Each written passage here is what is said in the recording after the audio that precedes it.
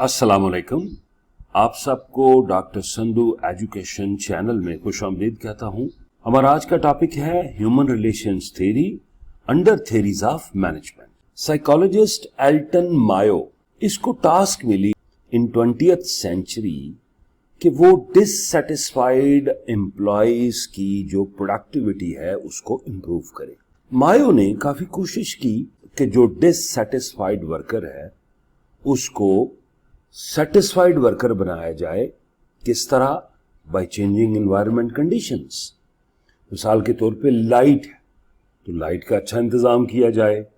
जो टेम्परेचर है वो ऐसा टेम्परेचर हो जिसमें एनीबॉडी शुड फील कंफर्टेबल, और जो ब्रेक टाइम है उनको रियलिस्टिक बनाया जाए। जब ये तमाम चेंजेस की गई तो जो एक डिससेटिस्फाइड वर्कर था उसमें विजिबल डिफरेंस नजर आया और उसने सेटिस्फैक्शन शो की। अच्छा, मायो ने फिर दूसरी स्टेज पे वो तमाम फैक्टर जिससे डिससेटिस्फैक्शन पैदा हो रही थी उनको चेंज किया। तो उसने क्या चेंज किया? उसने जो सबसे मेन आइटम हमें नजर आती है वो आपकी वर्क डे लेंथ, तो उसने उसको एडजस्ट किया, टारगेट्स को सेट किया। तो फाइनल वो कंक्लूजन इसी पे पहुंचा कि अगर आप नए जो फैक्टर्स हैं जिससे सेटिस्फैक्शन होती है उनको इंप्रूव करें, या जो डिससेटिस्फैक्शन का बायस बन रही हैं उनको खत्म करें, तो दोनों का इंपैक्ट एम्प्लॉय की सेटिस्फैक्शन पे जाएगा।